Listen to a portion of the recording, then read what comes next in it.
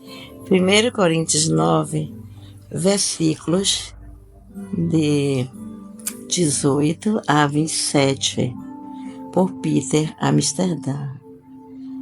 1 Coríntios 9, versículo 18 a 27, este artigo cobrirá a segunda metade de 1 Coríntios 9. Qual é, pois, a minha recompensa? Apenas isso, que pregando o Evangelho, eu o apresentei gratuitamente, não usando assim dos meus direitos ao pregá-lo.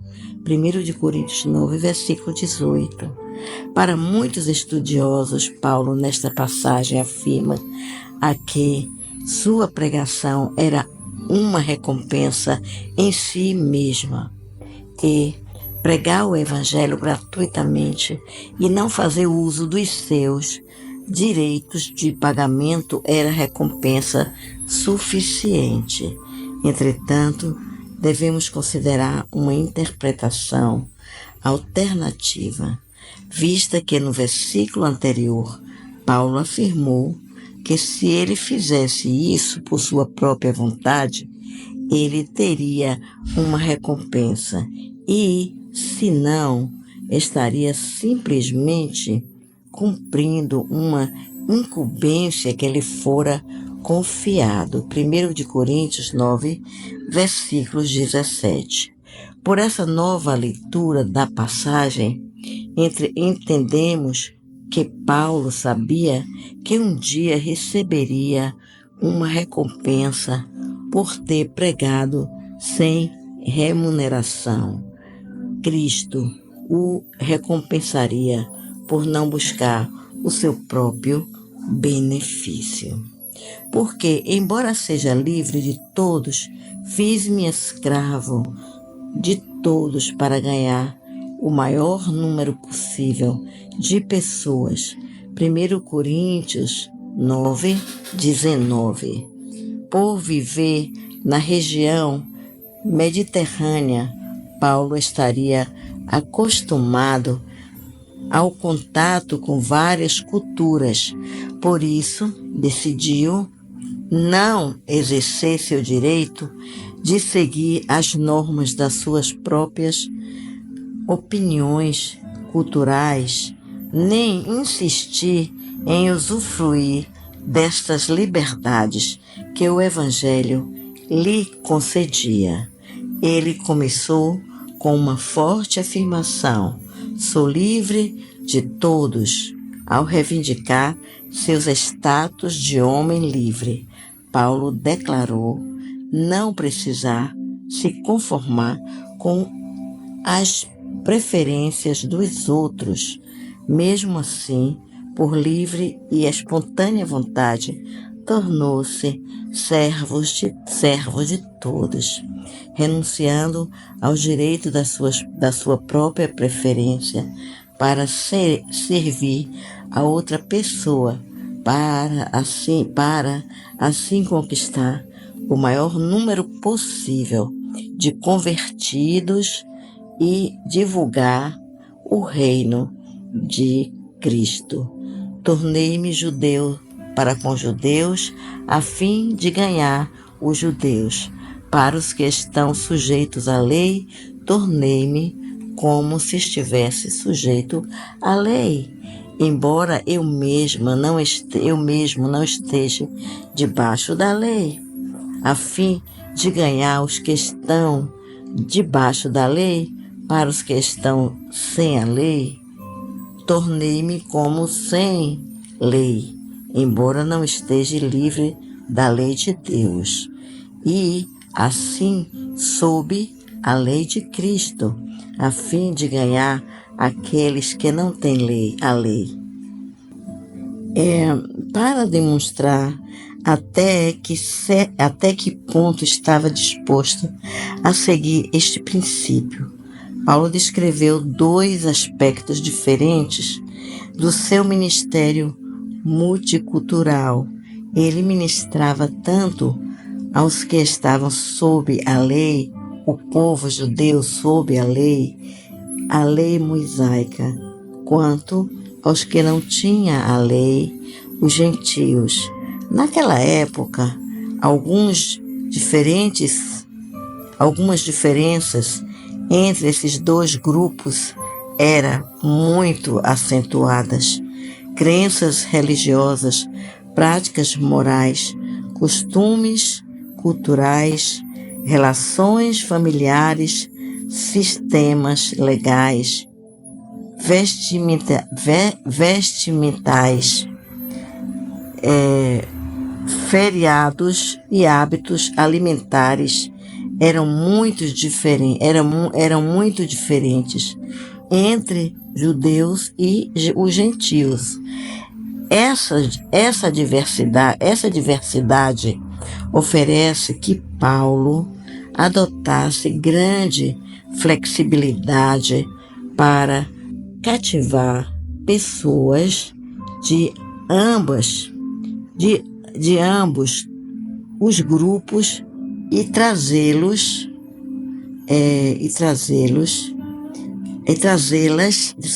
a Cristo.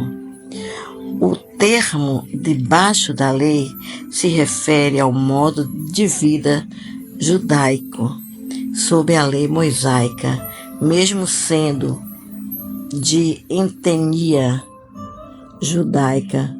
Paulo entendeu que, por meio do sacrifício, a morte de Jesus na cruz, Deus criou um povo, sua igreja.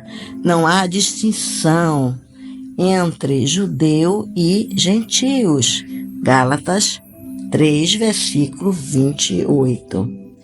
A atingir a aliança fora revogada e os crentes passaram a ser regidos pela lei de Cristo, como lemos no versículo conforme necessário. Para alcançar o povo judeu, Paulo adotou temporariamente elementos do modo de vida e costumes judaicos para assim compartilhar o evangelho. Que exemplo de Paulo, né? Tanto amor que ele se fez um com todos para ganhá-los para Jesus. Ele não estava vendo essas diferenças no sentido de resgatar almas para o reino de Deus. Um exemplo de amor verdadeiro pelo Senhor e pelas suas ovelhinhas. Paulo sabia que aquelas práticas deixavam de ser ordinárias, como a crucificação de Jesus, quando Deus cancelou a escrita de dívida que consistia em ordenança e que nos era significativa. Ele a removeu pregando pregando-a na cruz. Colossenses 2:14.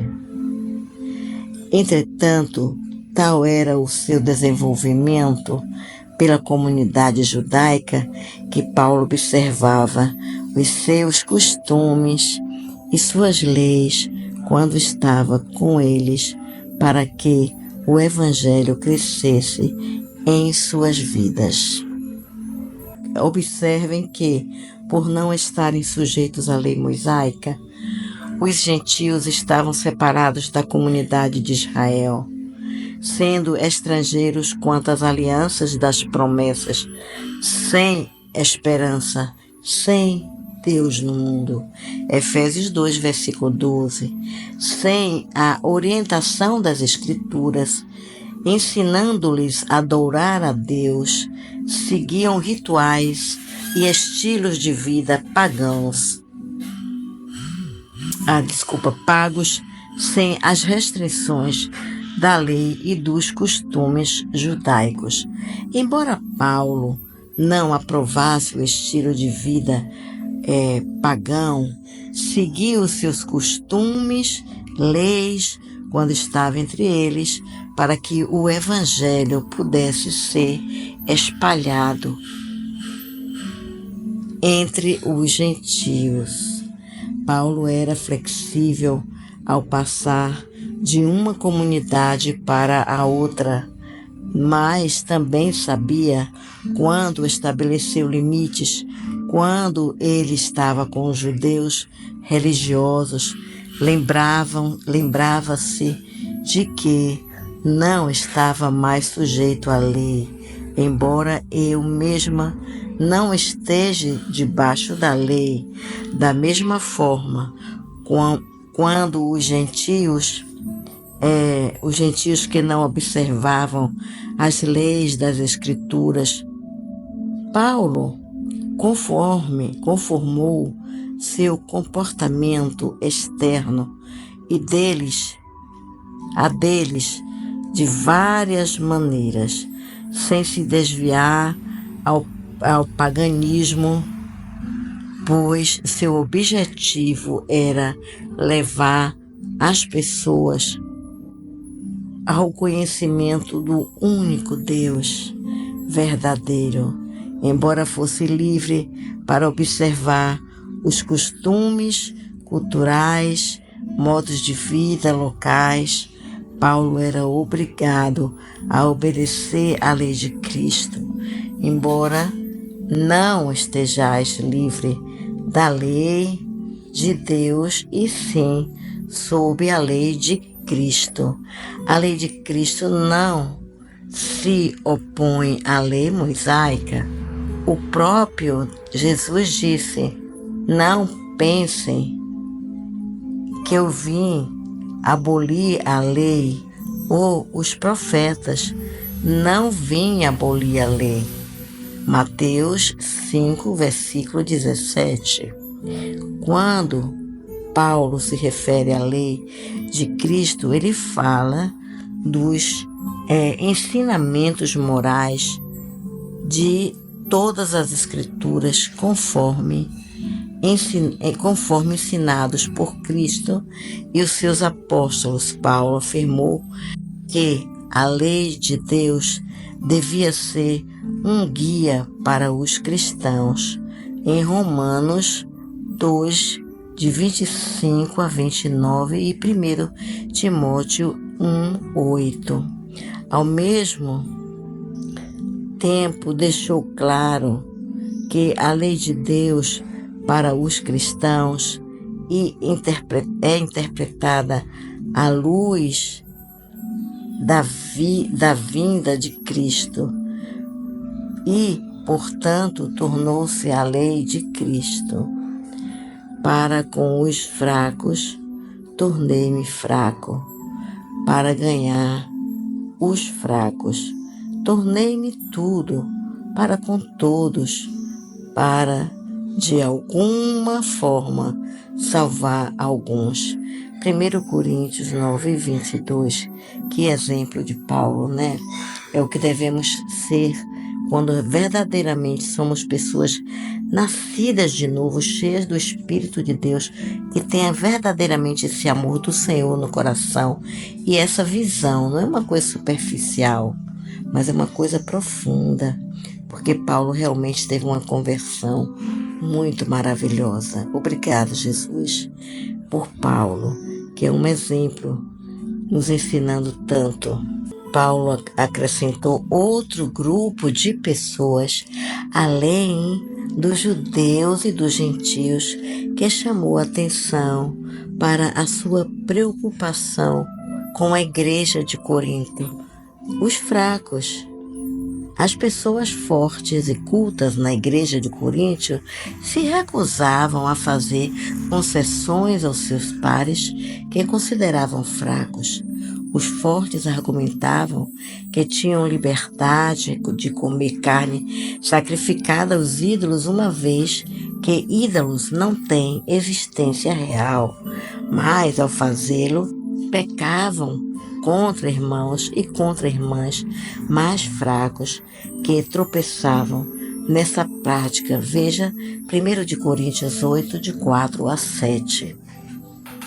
Paulo, entretanto, tornou-se fraco, isso é, escolheu conformar seu comportamento ao dos fracos, ao limitar a própria liberdade, evitei que os irmãos e as irmãs mais fracas caíssem em pecado.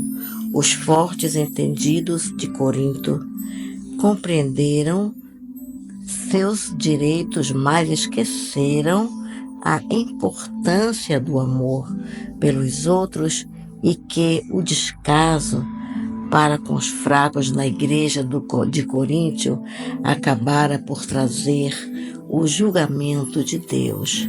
Paulo disse ainda haver se tornado tudo para com todos e desistiu dos seus direitos de perseguir suas próprias preferências e se submeter aos outros para trazê-los à salvação. Que lindo, né?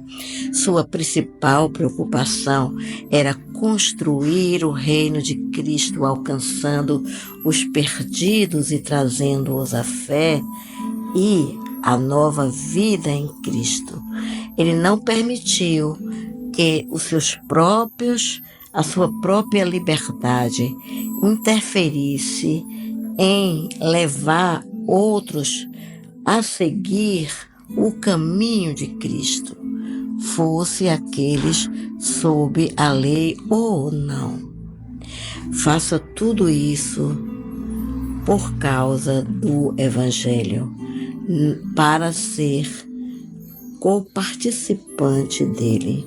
Em 1 de Coríntios 9, versículo 23, seu propósito e vocação era levar as pessoas as boas novas da salvação por meio de Cristo, para que o reino de Deus viesse em plenitude.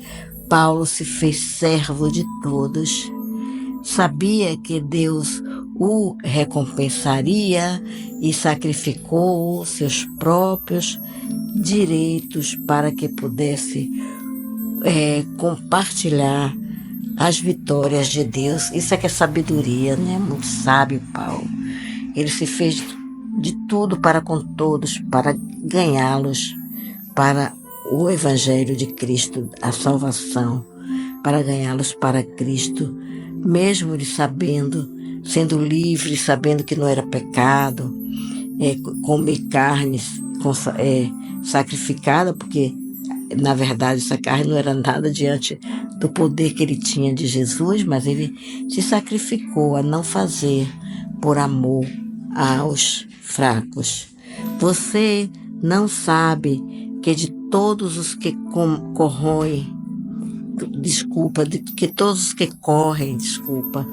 no estádio, apenas um ganha o prêmio? Corram de tal maneira que alcance o prêmio. Todos os que competem nos jogos são submetidos a um treinamento rigoroso para obter uma coroa que logo perece, mas nós o fazemos para ganhar uma coroa que vai durar para a eternidade, para sempre. Paulo usa uma analogia de uma corrida atlética para destacar a seriedade de exercícios de autocontrole a fim de perseguir e o objetivo de trazer o mais número de pessoas possíveis para Cristo, devido ao patrocínio e conexão dos coríntios com os jogos istmicos. Os jogos istmicos ofereceu uma metáfora com a qual os coríntios puderam se identificar. Paulo fez várias comparações entre a vida cristã e uma competição usando o mesmo exemplo. Primeiro, nem todos ganharão o prêmio, assim como nem todos que iniciaram a vida cristã perseveraram até o fim. Os cristãos devem correr com determinação, como um povo dedicado a prática das boas obras. O exemplo, vale mais do que qualquer sermão. Timóteo 2,14. Expressa a sua fé, esforçando-se para viver de maneira digna do Senhor, em tudo agradando-lo, frutificando em toda boa obra, crescendo no conhecimento de Deus. Amém. Colossenses 1, versículo 10. Em segundo lugar, o treinamento específico das atletas ensina a treinar o autocontrole em todas as coisas para alcançar seus objetivos e terminar sua corrida.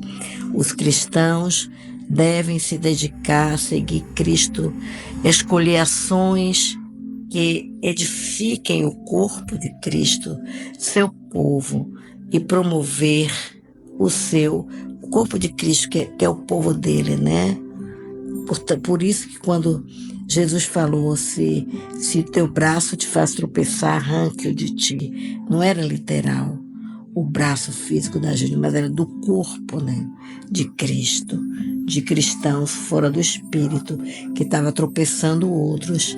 Jesus falou que é melhor tirar eles do que todo o seu corpo se contaminar, Seu povo, e promoveu o seu desenvolvimento espiritual e autodisciplina em Efésios 4, versículo 12.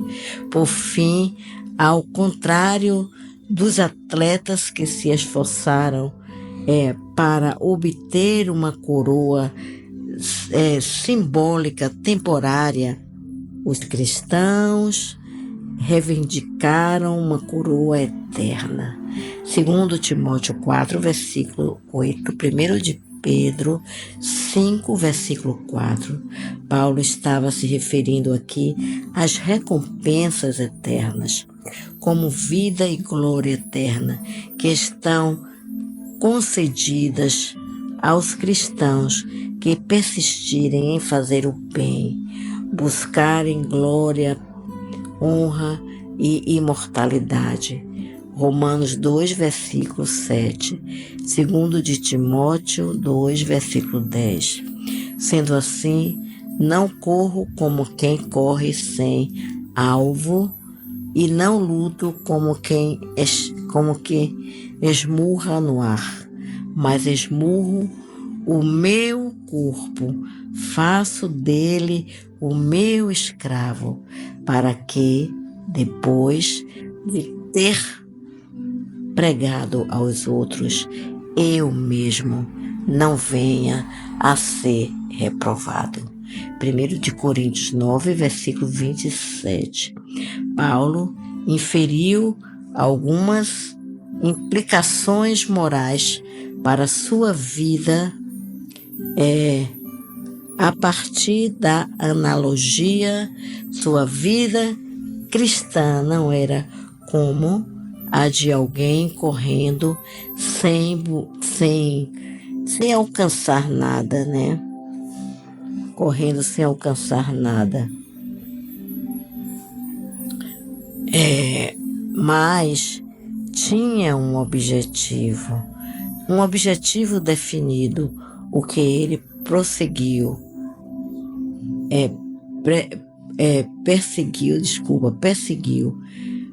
que era ganhar o prêmio. Além disso, Paulo esclareceu que não lutava como um homem batendo no ar uma metáfora que repetiu em uma carta a Timóteo ao se referir a correr e boxear com o propósito de ganhar uma coroa. Segundo de Timóteo 4, versículo de 7 a 8. Aqui ele apontou o seu cuidado para não errar com os seus socos espirituais. Paulo se mantinha em forma física. Esta é uma metáfora que mostra o rigor da sua vida espiritual.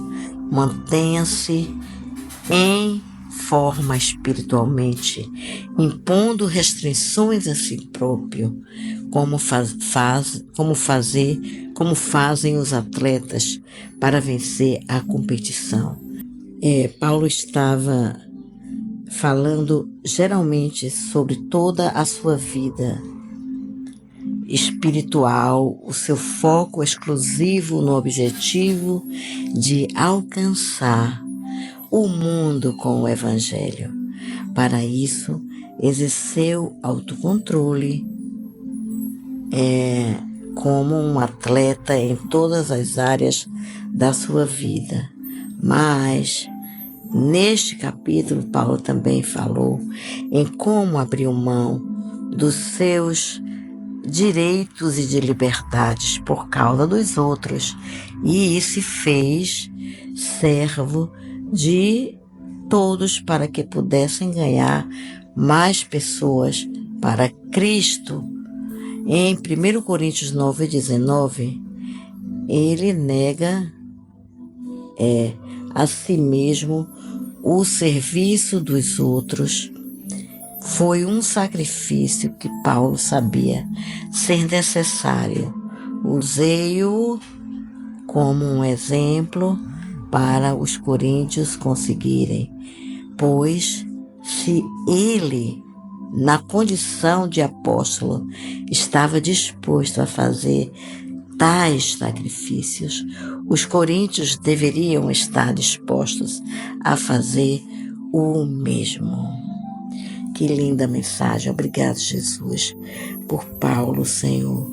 Um grande exemplo do seu verdadeiro evangelho, do seu verdadeiro amor, o amor sem dolo algum, verdadeiro, puro, que ele foi, que ele é para nós. Obrigado, Senhor, pela tua palavra, que nos liberta e nos dá direção. Aleluia, obrigado por todos esses grandes homens teus, Senhor, homens e mulheres verdadeiramente nascidos de novo, verdadeiramente cristãos genuínos, sem nenhuma mácula. Ajuda a conhecermos mais e mais sobre eles e pedir que você nos dê esse amor que só você tem, Jesus, para poder trazer a tua luz nesse mundo tão escuro, a luz do Evangelho, a luz da salvação eterna. Amém. Obrigado, Jesus.